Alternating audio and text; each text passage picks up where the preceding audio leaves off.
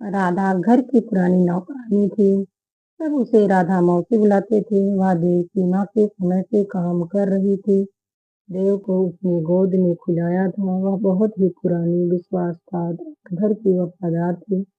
उसने रहस्यमय तरीके से गिरधारी जी को कुछ इशारा किया और स्वयं उनके कमरे की ओर बढ़ गई। अपने कमरे में जाओ सब लोग, मैं बताता हूँ थोड़ी देर में कि आगे क्या करना है। हरीलाल, कोई बंगले से बाहर कहीं नहीं जाएगा। उन्होंने गार्ड हरीलाल को सख्ती से आदेश दिया और चुपचाप राधा के पीछे अपने कमरे की ओर बढ़ गए। आया चंपा सालू को साथ लेकर उसके कमरे में जाने लगी। मैं ठीक हूँ चंपा, तुम जाकर ईशु को संभालो, कहकर सालू अकेले ही अपने कमरे की ओर बढ़ने लगी। सालू ने उसे तो भेज दिया, लेकिन तनाव के कारण वह इतनी परेशान हो गई थी, उसका सिर घूमने लगा। वह धीरे धीरे वह सीधी खड़ी भी नहीं हो पा रही थी और कुछ कदम चलते ही सालू बेहोश होकर गिरने लगी। तभी किसी की दो मजबूत बाहों ने उसे संभाल लिया। असल में विश्वास की नजरें उसकी ही ओर थी। उसे सालू की तबीयत कुछ ठीक नहीं लग रही थी। विश्वास ने फुर्ती से आगे बढ़कर उसे संभाल कर गिरने से बचा लिया। अरे, क्या हुआ आपको? उसने सालू को सहारा देने की कोशिश की, लेकिन सालू को होश ही कहाँ था। वह विश्वास की बाहों में झूल गई। विश्वास ने झुककर उसे गोद में उठा लिया और उसे लेकर वह उसके कमरे की ओर बढ़ गया। पीछे से आ रही देव ने ये सब देखा तो उसे बहुत गुस्सा आया। वो सालू से प्यार नहीं करता था, लेकिन उसे खुद पर हैरानी हो रही थी। विश्वास की बाहों में झूलते सालू को देखकर उसे पता नहीं क्यों इतना बुरा लग रहा था। और जब विश्वास ने उसे गोद में उठा लिया तो उसे खीज होने लगी थी। वह चुपचाप उनके पीछे चलने लगा। इधर विश्वास ने कमरे में ले जाकर सालू को बिस्तर पर लिटा दिया। सालू की आंखें बंद थी। उसके बालों की लट खुलकर उसके चेहरे पर झूल गई थी।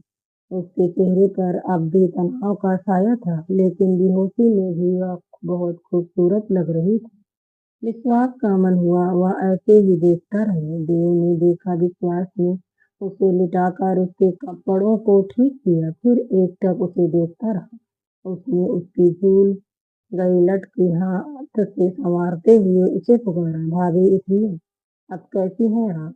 देव को बिल्कुल अच्छा नहीं लगा। विश्वास सालू के बेहद करीब था और झुक कर उसे पुकार रहा था। सालू ने आहिस्ता से अपनी आंख खोल दी। विश्वास को अपने सामने यूं झुके देखकर उसे अजीब लगा। वह उठने की कोशिश करने लगी।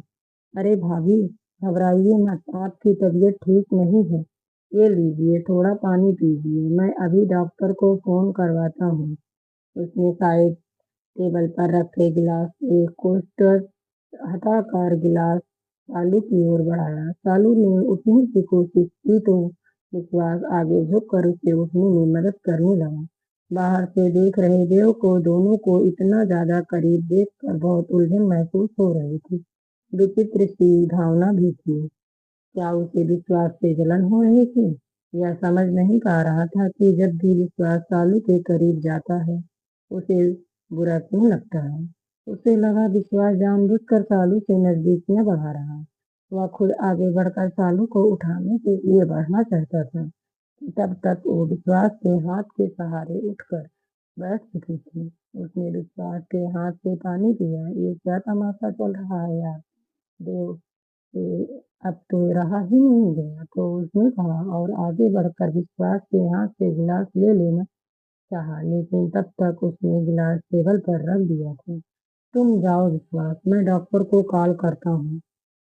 आखिरकार देव ने कह ही दिया। जी, डॉक्टर को बुलाने की जरूरत नहीं, मैं अब ठीक हूँ, बस थोड़ी कमजोरी महसूस हो रही है। सालू ने जब ये कहा, देव को वहां देख कर विश्वास टेक केयर बोलकर वहां से चला गया।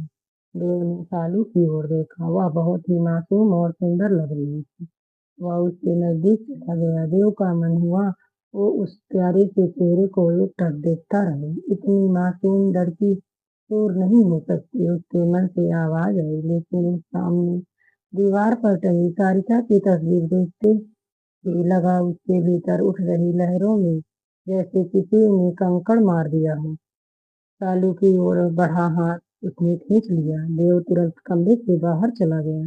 सालू निराश मन से उसे जाते हुए देखती रही। इधर हार के खोने से पूरे घर में हड़कंप मचा गया था।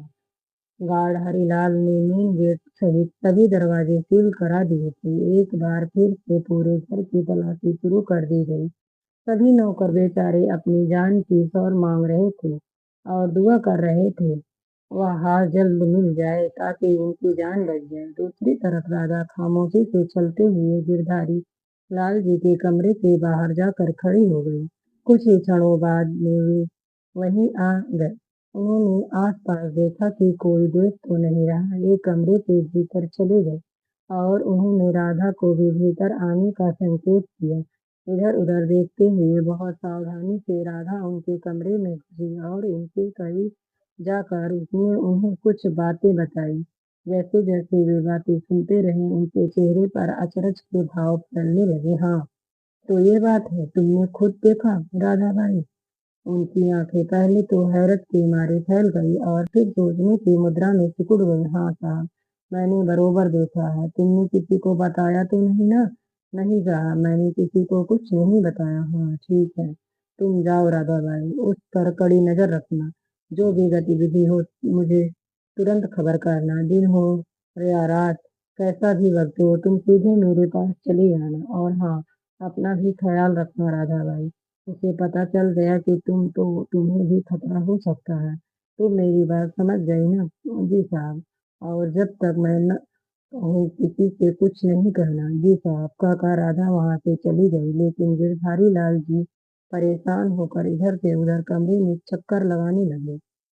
उनके चेहरे पर तनाव की रेखाएं खिंच गई थी। उनका मन था कि यकीन नहीं कर पा रहा था, लेकिन राधा पर वे आंखें मूंद कर भरोसा कर सकते थे। अगर वह कह रही है कि ऐसा हुआ है तो यकीनन ऐसा ही हुआ होगा। लेकिन ऐसा कैसे हो सकता है? उनका दिमाग काम नहीं कर रहा था। ये ठीक है कि उन्हें कुछ सुराग मिल जरूर गया था, पर इतना काफी नहीं था। हार अब बंगले में नहीं था, ये बात जान गए थे। लेकिन हार को किस तरह वापस लाया जाए ताकि सांप भी मर जाए और लाठी भी न टूटे, बस ये इसी बात के लिए सोच विचार कर रहे थे। तभी उन्होंने देव को बड़ी तेजी अपने दरो कमरे के आगे से गुजरते हुए देखा। देव, देव, कहाँ जा रहे हो तुम? उन्होंने बाहर निकल कर देव को पुकारा। जी पापा, आपने मेरे कहने के बावजूद अभी तो पुलिस को इन्फॉर्म नहीं किया। मैं कमिश्नर साहब के पास जा रहा हूँ। अब मैं देखता हूँ कि हार कैसे नहीं मिलता। देव गुस्से और आवेश में भर कर बोल रहा था, लेकिन गिरधारी लाल जी शांति से पूरी सिचुएशन को कंट्रोल करने की कोशिश कर रहे थे। नहीं देव, ये हमारा पारिवारिक मामला है, इससे पुलिस को दूर रखो। वैसे भी हमारे खानदान में कभी पुलिस नहीं आई। इस बार भी तुम मुझ पर छोड़ दो, मैं देखता हूँ क्या करना है। नहीं पापा, देर हुई तो हार कभी नहीं मिलेगा, मुझे जाने दीजिए। देव को हैरानी हो रही थी कि इतनी बड़ी बात तो हो गई, पर पापा कैसे कूल बने हुए हैं। उसे अब गुस्सा भी आने लगा था। ठीक है बेटा, मुझे बस 2 दिन का समय दो। बस 2 दिन यानी 48 घंटे और हार तुम्हारे सामने होगा। हार ही नहीं, चोर भी पापा, चोर या फिर चोरनी जिसने हमारा हार चुरा लिया। देव ने नफरत भरे स्वर में कहा तो गिरधारी लाल जी को बिल्कुल अच्छा नहीं लगा। नहीं देव, तुम सालू बहू से कुछ नहीं कहोगे। 48 घंटे तक सब्र रखो। अगर हार उसने चोरी किया है तो उसे सजा जरूर मिलेगी। सामने दीवार पर नजर गड़ाए बहुत ही दृढ़ता से गिरधारी लाल जी ने अपनी बात कही। ओके पापा, दिए आपको 48 घंटे, लेकिन उसके बाद 1 मिनट और नहीं, कहकर देव गुस्से से पैर पटकते हुए वहां से चला गया। इधर गिरधारी लाल जी फिर सोच में डूब गए। उसी समय रात के अंधेरे में एक साया बंगले के लॉन की ओर धीरे धीरे बढ़ रहा था। राधा भी दबे पांव उस साये के पीछे लग गई। उसने देखा वह साया अंधेरे में लॉन की तरफ बढ़ता ही जा रहा था। राधा ने देखने की कोशिश की कि वह कौन है, लेकिन बाहर के उस हिस्से में घना अंधेरा था। वह कहीं बाहर से नहीं बल्कि बंगले के गलियारे से निकल कर आया था। मतलब था तो कोई घर का ही आदमी, पर शक्ल नहीं दिख रही थी, इसीलिए वह नहीं पहचान पा रही थी कि यह कौन है। ऐसा नहीं कि लॉन में पूरी तरह अंधेरा था, असल में रात के समय मध्यम रोशनी थी और लॉन का यह कोना रोशनी के दायरे में नहीं आता था। राधा भी चुपचाप उसका पीछा करने लगी। थोड़ा बाहर कोने में जाकर वह साया रुक गया तो राधा भी रुक गई। वह करीब से एक खंभे के पीछे छुपकर सब देखने लगी। राधा ने देखा, उसने अपनी जेब से कुछ निकाला, पर क्या यह अंधेरे में राधा को ठीक से दिखा नहीं। राधा ने देखा वह फोन पर बात कर रहा है। हेलो, हाँ माँ। हाँ, मैं ठीक हूँ। आप कैसी हैं? नहीं, अभी नहीं माँ। आधा काम तो समझ लीजिए हो गया। माँ बाप की मैं सही मौके के इंतजार में हूँ। हाँ हाँ, जी जी। मामा जी ठीक। मामा जी ठीक है। अरे हाँ, ठीक है ना। आपको मुझ पर भरोसा नहीं? बस तो काम करके ही लौटूंगा। अच्छा, बाय, कल बात करता हूँ। इतना कहकर उसने फोन बंद किया। फिर इधर-उधर देखा कि कोई देख तो नहीं रहा और फोन जेब में रख कर वह वापस अंदर आने लगा। वैसे तो राधा ने आवाज से ही उसे पहचान लिया था, पर खंभे के पीछे छुपी राधा ने रोशनी में देखा कि वह साया और कोई नहीं बल्कि विश्वास था। अगली सुबह सालू एक ट्रे लेकर लॉन ले आई, जहाँ गिरधारी लाल जी बैठकर कुछ सोच रहे थे। उनके हाथ में अखबार था और राधा अभी अभी वहां से निकल कर गई थी। उसकी बातें सुनकर ही गिरधारी लाल जी सोच में डूब गए। बगले में जो कुछ घट रहा था वह सब उस उन तक पहुंच रहा था। वे जानते तो बहुत कुछ थे, बस उनका समय कड़ियों मिलाने में ही बीत रहा था। गुड मॉर्निंग बाबा, ये लीजिए आपकी दवा। दीजिए, आज आपने फिर दवाई नहीं दी है, कहते हुए सालू ने ट्रे से दवा उनके हाथ में देकर पानी का गिलास उन्हें देने लगी। अरे, तुम्हें कैसे पता चल जाता है? रामू काका से पूछा तो उन्होंने बताया बाबा।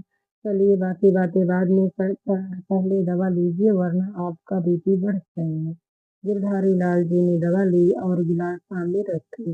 मेज की राउंड टेबल पे ग्लास टॉप पर रख दिया। मैं तो ठीक हूँ बेटा, पर तुम्हारी तबीयत अब कैसी है? तुम जब नाश्ते के लिए सुबह डाइनिंग टेबल पर नहीं आई तो मैं आ रहा था। तुम्हें देखने पर चंपा ने बताया तुम दवा के असर में सो रही थी, तो मुझे लगा तुम्हें आराम करने देना चाहिए। मैं बिल्कुल ठीक हूँ बाबा, आप मेरी चिंता मत कीजिए। लेकिन कहते हुए सालू के चेहरे पर दुख और ग्लानि के भाव उभरने लगे।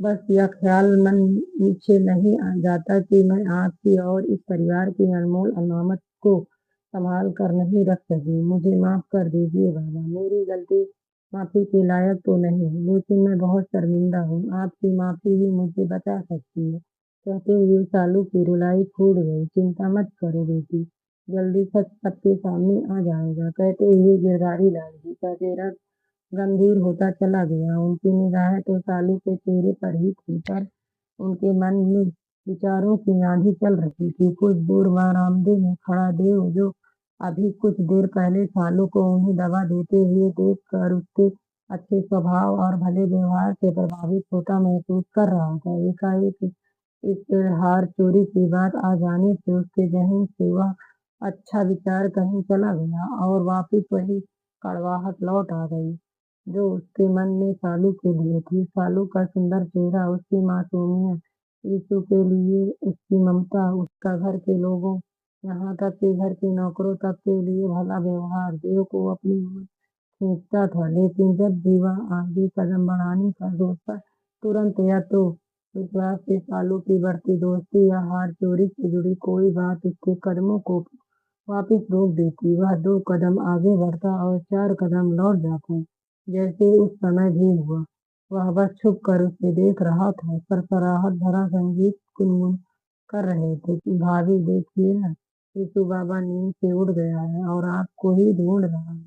चंपा की बात सुनकर सालू ने यीशु को गोद में लिया और उससे बात करने लगी।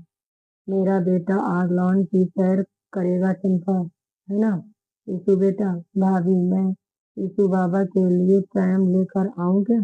अरे नहीं, यीशु अपनी मम्मा की गोद में ही घूमेगा, हमें प्रेम की कोई जरूरत नहीं है ना यीशु बेटा। सालू की बातें सुनकर यीशु मुस्कुरा कर सिर हिलाने लगा।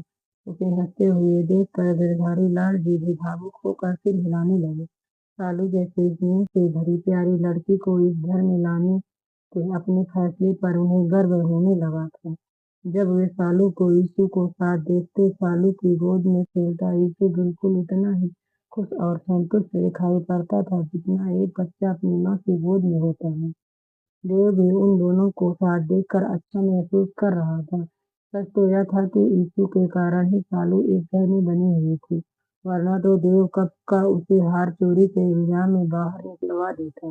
यीशु के हवाले से ही गिरधारी लाल जी उसकी एक नहीं चलने दे रहे थे। गिरधारी लाल जी ये भी नोट कर रहे थे कि विवेक और सालू में कोई खास बातचीत भले न होती हो, पर सालू उसके खाने पीने आदि का पूरा ध्यान रखती थी। वे इन दिनों घर के सभी सदस्यों, नौकरों, यहाँ तक कि मेहमानों विवेक और विश्वास के व्यवहार को बहुत ध्यान से देखते रहते थे। वैसे भी राधा से उन्हें सारी खबर मिल जाती थी। उधर यीशु को लॉन में लेकर घुमाती सालू जब उसे एक चिड़िया की ओर इशारा करके बहला रही थी, तो उसने एक पेड़ के पीछे खड़ी सारिका को देखा।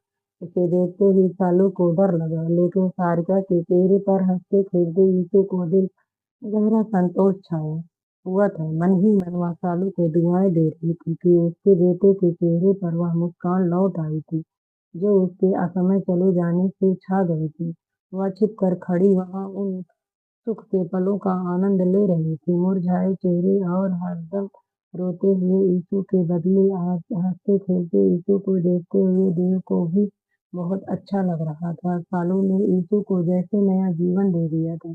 तभी यीशु ने पेड़ पर लगे एक फूल की ओर इशारा किया। सालू उसे गोद में लिए हुए ही पेड़ से वह फूल तोड़ने की कोशिश करने लगी, लेकिन फूल तक उसका हाथ नहीं पहुंच रहा था। देव का मन हुआ कि वह उस फूल को तोड़कर सालू को दे दे, लेकिन वह झिझक कर ही रह गया। जबकि विश्वास ने दौड़कर वह फूल तोड़कर सालू के हाथ में दे दिया। सालू ने उसे थैंक यू कहते हुए फूल यीशु को दिया, तो वह खुश होकर अपनी ही भाषा में कुछ गाने कहने लगा। सालू भी विश्वास की ओर मुस्कुराते हुए देख रही थी। देव को दोनों की बढ़ती नजदीकियों से अब चिढ़ होने लगी थी। अब की बार देव से रहा नहीं गया। यह भी बरामदे से चलकर सालू के पास आया और उसने यीशु को अपनी गोद में लेना चाहा, लेकिन यीशु मुँह फेर कर सालू की गोद में ही छुप गया। यह देखकर गिरधारी जी सहित सभी लोग हंस पड़े। गिरधारी लाल जी सालू, देव और यीशु को साथ खड़ा देखकर ईश्वर को धन्यवाद देने लगे कि ऐसे मौके आते रहे।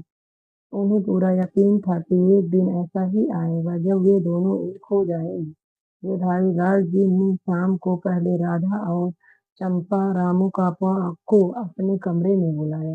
बंद कमरे में क्या चल रहा था कोई नहीं जानता था, लेकिन उन्होंने रात के डिनर के समय ये ऐलान किया कि कल सुबह नाश्ते के समय वे डाइनिंग टेबल पर हार के चोर का नाम बताएंगे। ये सुनकर सबके चेहरे के भाव बदलने लगे थे। सबको कल सुबह का इंतजार था। सब लोग ध्यान से सुन लीजिए।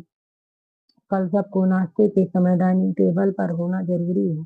नाश्ते के तुरंत बाद मैं हार चोरी का खुलासा करने वाला हूँ। क्या चोर का खुलासा? गिरधारी लाल जी की घोषणा सुनकर सब हैरत में पड़ गए। पापा, क्या आपको पता चल गया कि चोर कौन है? देव ने पूछने की कोशिश की, पर गिरधारी लाल जी ने बात के इशारे से उसे रोक दिया। यह बात हम कल करेंगे, आज के लिए बस इतना ही। इस पर आज कोई बात नहीं होगी। अपने सारे सवाल और शक लेकर सब कल नाश्ते की टेबल पर आ जाना। आपको पता चल जाएगा कि चोर कौन है। यह कहकर गिरधारी लाल जी ने बारी बारी सबके ऊपर अपनी दृष्टि जमा दी। देव के चेहरे पर बहुत सारे सवाल थे। हालांकि वह हार के लिए कम और चोर का नाम जानने के लिए ज्यादा चिंतित नजर आ रहा था। लेकिन पापा, देव ने फिर से कुछ कहने की कोशिश की, पर गिरधारी लाल जी ने उसे हाथ के इशारे से रोक दिया। सालू भी कुछ परेशान नजर आ रही थी। पता नहीं उनके मन में क्या परेशानी थी। विवेक सपाट चेहरा लिए ऐसे ही बैठा था। लग रहा था जैसे उसे खाने से अरुचि हो गई। वहीं विवेक, जो कल तक भुक्कड़ों की तरह हर खाने पर झपट कर पड़ता था, आज भरी प्लेट रख कर बैठा था। और दूसरी ओर विश्वास था, जिसे कुछ न कुछ बोलते रहने की आदत थी और जो अपनी हल्की फुल्की बातों से सबको हंसाता रहता था। वह भी कुछ उलझन में उलझा अपने ही ख्यालों में खोया था। उसके चेहरे से साफ लग रहा था कि वह किसी न किसी चिंता में डूबा हुआ है। घर के सब नौकर एक दूसरे की तरफ सवालों भरी नजरों से देख रहे थे। किसी को नहीं पता था कि चोर कौन था। बस राधा थी जो मंद मंद मुस्कुरा रही थी। शायद उसे किसी राज का पता था, या शायद यह जानती थी कल क्या होने वाला है। तभी विश्वास हुआ, लेकिन मामा जी, मुझे तो कल एक दोस्त से मिलने जाना है। तभी विवेक भी बोल उठा, अंकल, मुझे भी मम्मी का फोन आया था, फिर भी कल घर वापस जाना है। मुझे कई दिन हो गए यहाँ आए, मम्मी परेशान हो रही है। अब तो वह रस्म भी पूरी हो गई जिसके लिए मैं यहाँ आया था। साली ने भी उसकी हाँ में हाँ मिलाई। हाँ बाबा, विवेक ठीक कह रहा है, सचमुच माँ बहुत परेशान हो रही होगी। गिरधारी लाल जी ने सबकी बातें सुनी और मुस्कुराने लगे, लेकिन अगले ही पल उनका चेहरा गंभीर हो गया। बड़े ही सजे हुए स्वर में उन्होंने कहना शुरू किया, हाँ, तो मैं किसी को कहाँ रोक रहा हूँ। मुझे बस यही कहना है कि कल सुबह सबको नाश्ते के टेबल पर होना है। मुझे जो कहना है मैं कल कल ही कहूँगा, उसके बाद जिसको जहाँ जाना जा सकता है। ठीक है, गुड नाइट। यह कहकर गिरधारी लाल जी टेबल से उठ गए और अपने कमरे की ओर चले गए। शाम को हुई मीटिंग में जब उन्होंने सब नौकरों को बुलाया, तब भी यह निर्देश दे दिए थे कि आज रात में कोई भी उनकी आज्ञा के बिना घर से बाहर नहीं जाएगा। इस बात का खास ख्याल रखा जाए। खाना पूरा हो चुका था। सब लोग अपने अपने कमरों की ओर बढ़ गए। घर के नौकर खुसर-फुसर में लग गए। किसी को नहीं पता था कि कल क्या होने वाला है, लेकिन उनकी जान अटकी हुई थी। वह सब मन ही मन दुआ कर रहे थे कि जो भी हो, बस कल हार मिल जाए। अगर चोर उन लोगों में से कोई है तो जल्दी पकड़ा जाए, ताकि उनके सर पर टंगी तलवार हट जाए। अभी तक पुलिस को इन्फॉर्म नहीं किया गया था, क्योंकि देव से गिरधारी लाल जी ने 48 घंटे तक रुकने की बात की थी। विश्वास ने फिर लॉन के कोने में जाकर किसी से फोन पर बातें की। वह कुछ परेशान नजर आ रहा था। कोई उलझन थी जो उसे घेरे हुए थी। हेलो, हाँ, क्या करूँ? सिचुएशन मेरे हाथ से निकलती जा रही। हाँ, अब एक ही रास्ता बचा है। हाँ हाँ, वो तो है। हाँ ठीक है, मैं कल मामा जी से बात करता हूँ, कहकर विश्वास ने फोन बंद कर दिया। वह कुछ देर लॉन में टहलता रहा, फिर भी अंधेरी की ओर ताकने के बाद जैसे उसने कोई पक्का निश्चय कर लिया हो, ऐसा मन बनाकर वह बरामदे की ओर बढ़ गया। खंभे के पीछे खड़ी राधा ने खुद को छिपा लिया। विश्वास जब अपने कमरे की तरफ जा रहा था, तो उसने सालू को गलियारे में टहलते देखा। यीशु उसके कंधे से लगा था और शायद वह उसे थपकी देकर सुला रही। क्या हुआ भाभी? यीशु सोया नहीं क्या? नहीं, बस सो गया। आज उसकी तबीयत थोड़ी ठीक नहीं लगती, अभी रो भी रहा था। बहुत थका थका सा लग रहा है, इसीलिए सोने में थोड़ा देर हो गई, कहकर सालू यीशु को थपकी देकर सुलाने लगी। दिन में इतना खेल जो रहा था, इतनी मस्ती कि उसमें थक गया होगा। आप भी थक गई होंगी, लाइए ना, मैं इसे ले लेता हूँ। तभी उन दोनों को बातें करते देखकर अपने कमरे से निकल कर देव वहां आ गए। नहीं विश्वास, रात बहुत हो गई है, तुम भी जाकर सो जाओ। मैं हूं ना यहाँ, लाओ यीशु को मुझे दे दो। क्या तबीयत ठीक नहीं यीशु की? और ये आया कहाँ चली गई? जी, चंपा को मैंने जाने को कह दिया, क्योंकि यीशु एक मिनट भी उसकी गोद में नहीं रह रहा था। अभी तो सो गया। मैंने चेक किया था, फीवर तो नहीं है। वैसे भी कल यीशु को डॉक्टर के पास वैक्सीनेशन के लिए लेकर जाना है, तो एक बार अच्छे से चेकअप करा लेगी। सालू ने उत्तर दिया। गुड नाइट भाभी, गुड नाइट भैया, बोलकर विश्वास वहां से चला गया। उसके मन में तो था कि वह कुछ देर सालू के साथ बिताए, लेकिन देव के आ जाने से उसे जाना पड़ा। अपने कमरे में जाकर वह अपने बिस्तर पर लेट गया, आंखें बंद करते हुए उसकी नजरों से सालू का मुस्कुराता हुआ मासूम सा चेहरा आया। उसने एक झटके से आंखें खोल दी। पता नहीं क्यों आजकल वह अपने आप ही सालू की ओर खींचता चला जा रहा था। उसका मन होता उसके साथ ही रहे। उसका वश चलता तो सालू की हर परेशानी को वह हमेशा के लिए दूर कर देता। देव ने जिद करके आहिस्ता से यीशु को अपनी गोद में ले लिया और कंधे से लगाकर थपकी देने लगा। उसने महसूस किया कि सालू अपना बाजू सहला रही थी। शायद काफ़ी देर से वह यीशु को गोद में उठाकर यहाँ टहल रही थी।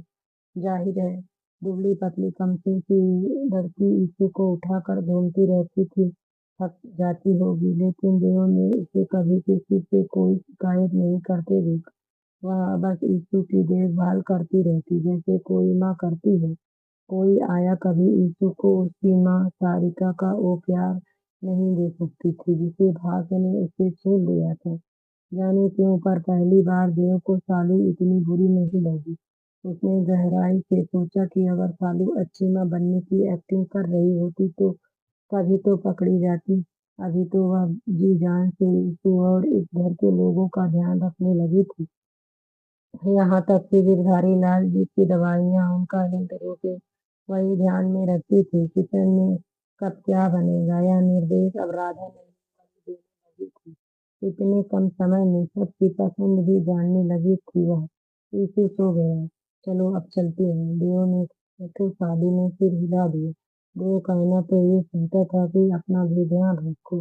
देखो यीशु की चिंता में नींद से बोझिल तुम्हारा चेहरा कैसा कुम्हला गया है, लेकिन संकोच के उसने उसको होठों पर ताला लगा दिया। दोनों कमरे की ओर बढ़े। रात का चाँद इन दोनों को साथ चलते देख कर मुस्कुरा लिया। अगले दिन सुबह डाइनिंग टेबल पर जब गिरधारी लाल जी आए तो उनके निर्देशन पर सभी लोग पहले से जमा थे। आज चोर के नाम का खुलासा होने वाला था। वह रात बहुत भारी पड़ी थी उस बंगले की। अगले दिन सुबह क्या होने वाला था ये सब जान चुके थे, लेकिन जिस नाम के खुलासे की सबको प्रतीक्षा थी वह कौन होगा, इसे लेकर तो किसी के पास तो कोई अनुमान तक नहीं था। पता नहीं कौन होगा वह जिसने वह खानदानी बेशकीमती हार चुरा लिया। नाश्ते की टेबल पर नाश्ता लग चुका था और सब लोग वहाँ उपस्थित थे। देव यीशु को गोद में लिए हुए सालू, विश्वास और विवेक सभी थे। सबके चेहरे पर उत्सुकता थी, लेकिन सभी चुप थे और अपनी-अपनी चेयर पर बैठे थे। तभी गिरधारी लाल जी आए और उन्होंने घड़ी की ओर देखा। नाश्ते का टाइम हो चुका था। उन्होंने सबको नाश्ता करने का आदेश दिया। यह शायद पहला दिन रहा होगा जब डाइनिंग हॉल में पिन ड्रॉप साइलेंस से था। कोई कुछ नहीं बोल रहा था, बल्कि सब गहरी नजरों से एक दूसरे को देख रहे थे। नाश्ता खत्म होने के बाद बंगले के सभी नौकर भी एक-एक करके लाइन से साइड में आकर खड़े हो गए। उनके साथ राधा, चंपा और रामू भी खड़े थे। गिरधारी लाल जी ने सबकी ओर देखते हुए पूरे हाल नजरें घुमाई और नौकरों की ओर मुंह करके एक लंबी सांस लेकर कहना शुरू किया। आप सबको इतने वर्ष हो गए बंगले में, लेकिन इतने वर्षों में ऐसा पहले कभी नहीं हुआ बंगले से इतनी कीमती चीज की चोरी हो जाए और किसी को कानो कान खबर ना हो। जिस दिन हार की चोरी हुई मुझे गहरा सदमा लगा, क्योंकि ये चोरी मेरे इस भरोसे की थी कि मेरे बंगले में कोई दिन का भी इधर से उधर नहीं हो सकता। लेकिन उसी बंगले में एक बेशकीमती हार चोरी हो गया। बेशकीमती इसलिए नहीं कि वह खाली सोने का हार है और उसमें लाखों के रत्न और माणिक जड़े हुए हैं, बल्कि इसलिए कि वह हमारी गुरु माँ के द्वारा अभियंत्रित हार था, जो एक अभिशाप से इस खानदान की हर एक बहू की रक्षा के लिए गुरु माँ ने खास तौर पर अभिमंत्रित कर दिया था। अभिशाप? हमारे खानदान पर कैसा अभिशाप? देव ने चौंक कर पूछा। सब बताऊंगा, लेकिन पहले इस हार के चोर को सामने आ जाने दो। गिरधारी लाल जी ने लंबी सांस लेते हुए कहा। सब लोग एकदम शांत होकर उनकी बातें सुन रहे थे, लेकिन सालू की आंखों से ग्लानि के आंसू बहने लगे। वह अभी तक इस अपराध बोध से उभर नहीं पाई थी कि वह हार को संभाल नहीं सकती और यह उसकी चूक और लापरवाही का परिणाम है। रो मत बेटी, इसमें तुम्हारी कोई गलती नहीं है। गिरधारी लाल जी ने सालू को सांत्वना देनी चाहिए, लेकिन बाबा मेरी लापरवाही के कारण ही तो अबकी बार सालू से रोका ना गया और उसका रोना छूट गया। नहीं बेटी, घर में अगर चोर घुस जाए तो कोई चीज अलमारी में भी सुरक्षित नहीं है। जिस दिन से हार खोया है मैंने एक एक पल भी चैन नहीं पाया। तो फिर चोरी किसने की? देव से सब्र नहीं हुआ तो उसने पूछ लिया। वह इतनी देर से प्रतीक्षा कर रहा था कि चोर का नाम सामने आ जाए। बताता हूँ, जहाँ इतनी प्रतीक्षा की है, थोड़ा सी और कर लो, कहकर उन्होंने राधा को कोई संकेत किया। राधा ने सिर हिलाकर हाँ में उत्तर दिया। चोर जो भी है, इस घर का नौकर या सदस्य नहीं है, यह सब जान लो। तो फिर देव की निगाहें बारी बारी विवेक और विश्वास के चेहरे पर घूमने लगी। सालू ने एक बार विवेक की ओर देखा और फिर सिर झुका लिया। उसके चेहरे पर गहरी उदास और दुख के भाव उभर आए, जैसे वह यह अनुमान लगा चुकी थी कि आगे क्या होने वाला है। जिस दिन हार चोरी हुआ, उस दिन पूरे बंगले की कई कई बार तलाशी हुई। पूरा घर उथल पुथल कर रख देने के बावजूद जब हार घर में नहीं मिला तो मेरा शक गहरा हो गया कि हार बंगले में नहीं है। गिरधारी लाल जी की बातें सब बहुत ध्यान से सुन रहे थे। सही बात है, चोर हार को घर में से रखेगा, घर में होता तो पकड़ा नहीं जाता। देव की बात पर उन्होंने सिर हिलाया और आगे बात जारी रखी। बेशक मुझे घर के हर सदस्य पर भरोसा है, लेकिन हार की चोरी के मद्देनजर मैंने दिल पर पत्थर रखा और किसी को भी शक के दायरे से बाहर नहीं रखा, क्योंकि यह मेरे ही भरोसे और कड़ी परीक्षा थी। तुम्हें भी नहीं दे, तुम्हें भी नहीं बहू, और विवेक और विश्वास को भी नहीं, पर सब पर नजर रखी, मुझ पर भी। डैड, यह आप क्या कह रही हैं? मैं अपने घर में ही चोरी करूंगा? तुम पर इसलिए देव, क्योंकि तुम इस शादी का विरोध कर रहे थे। मुझे पूरा यकीन है कि एक दिन तुम्हारे विचार बदलेंगे, लेकिन अभी तुम पर भी शक हुआ कि कहीं बहू की गलती साबित करने के लिए तुमने ही तो अपने खून पर विश्वास था मुझे, और यहाँ मैं गलत साबित नहीं हुआ साबित हुआ। इससे अधिक खुशी की बात मेरे लिए और क्या हो सकती थी कि मेरा बेटा इस चोरी के लिए जिम्मेदार नहीं। पापा, पहली बार गिरधारी लाल जी के मुंह से ऐसी बातें सुनकर देव को दुख होने लगा। उसने मन ही मन निर्णय लिया कि सालू को भले ही वह प्रेम न करे, लेकिन उसके प्रति व्यवहार को जरूर बदलेगा। मुझे कुछ ऐसी बातें पता चली थी कि मेरे शक के दायरे में विश्वास भी आ गया। विश्वास मेरा अपना भांजा है, भले ही वह सामने से कुछ भी हो, लेकिन उसके यहाँ होने का मकसद आज भी सामने नहीं आया तो शक लाज़मी है। उसके बाद उन्होंने राधा से मिली विश्वास की सारी गतिविधियों के बारे में उन्होंने सबको बताते हुए आगे कहा, लेकिन भले ही विश्वास के तौर तरीके शक पैदा करते हैं, लेकिन उसने भी मेरे भरोसे को नहीं तोड़ा। हाँ मामा जी, मैं सब बताऊंगा आपको, लेकिन पहले ये बताइए कि हार की चोरी किसने की? विश्वास शांत स्वर में कहा। पापा, विश्वास ने की चोरी नहीं की तो किसने की चोरी? देव को कुछ समझ नहीं आ रहा था कि उसके पिता क्या कहने जा रहे हैं। देव की अधीरता का कोई उत्तर न देकर गिरधारी लाल जी ने जोर से आवाज दी, राधा बाई। अगले ही पल राधा ने हार निकाल कर वहीं टेबल पर रख दी। हार देखते ही सब अवाक रह गए। हार मिल गया, हार मिल गया। पूरे हॉल में खुसर फुसर की आवाजें गूंजने लगी। बाबा, ये वही हार है? सालू के दिल से मानो टन भर की चट्टान हट गई। खुशी से उसकी आंखें फिर से भर उठी। तभी गार्ड हरिलाल किसी को लेकर अंदर आया और उसे देखते ही सभी सदमे में आ गए। आखिर हरिलाल किसे लेकर आ गया था? दोस्तों, कहानी अभी जारी है। नेक्स्ट पार्ट हम जल्द लेकर आएंगे। आपको कहानी कैसी लगी कृपया कमेंट में बताएं, और वीडियो को लाइक शेयर और चैनल को सब्सक्राइब करें। धन्यवाद दोस्तों।